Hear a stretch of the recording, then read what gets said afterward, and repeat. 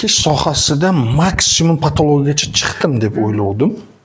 Siz konstruksiyani o'rganing, fransuz metodini, angliyskini, hammasini o'rganing, lekin mulyajni bilmasangiz, chegaralangan doirada ekanligingiz. Mulyaj bu cheksizlik, konstruksiyani ham asosan mulyajdan chiqqan. Mana bu konstruksiya paydo bo'lishi uchun mana manekenda qilingan narsa qadalgandan keyin tasavvur qiling, mana bunaqa yechib olindi. Stolga qo'yayapsiz. Buni tekislikda bichasiz. Masalan, mana bu yer material bo'lsa, bunday qo'yib bicha olmaysiz-ku. Mana chiqmaydi. Demakki, mana bunday chizilganda mana bu vitichka Müller sistemasi kelib chiqqan masalan. Buni kelib chiqishining ustida ishlagan mana Müller sistemi. Qanday qilsa shunday chiqib keladi.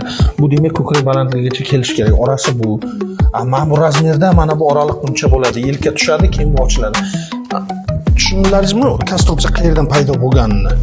Ya'niki tayyor kiyimni yoyib, keyin o'shani xuddi shunaqa konstruksiya chizib, mana buni hosil bo'lish formularini topib, yig'ib kiyib ko'riladi. O'zi chiqdimi, yo'qmi? Chiqmadi. O'zgarish kiritiladi. Yana. Ya'niki siz tayyor mevasini oldingiz-da, masalan, konstruksiyada.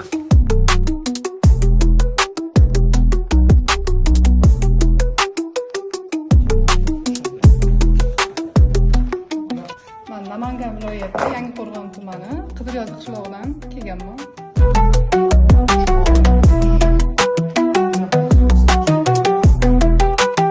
Texnologiyalar hali bilmagan narsalarimiz ko'p ekan. Bu o'rganib bo'lishini ilojisi yo'q hali bu vaqt.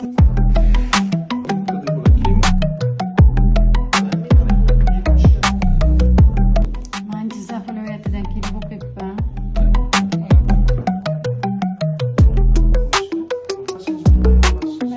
Men Xorazm viloyatidan keldim. Yangibozor tumanidan.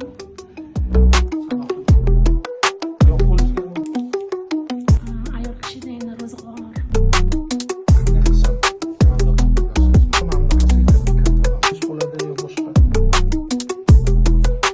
3 yildan beri o'qiyman. Boshqa ustozlarga ham borib o'qib ko'rganman. Onlaynda o'qib, endi amaliyotga keldim.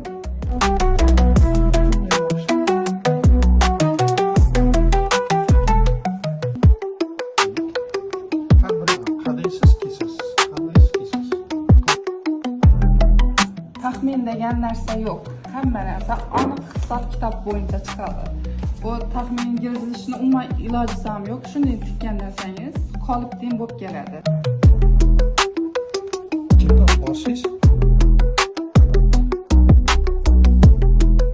Maktab bitirganimdan va tikuvchilik qilayotgan bo'lsam, hamma savollarimga to'liq javob oldim deb hisobladim.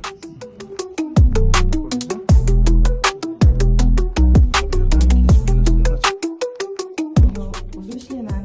Kichkina ishlab chiqarishim bor. Atelyem bor.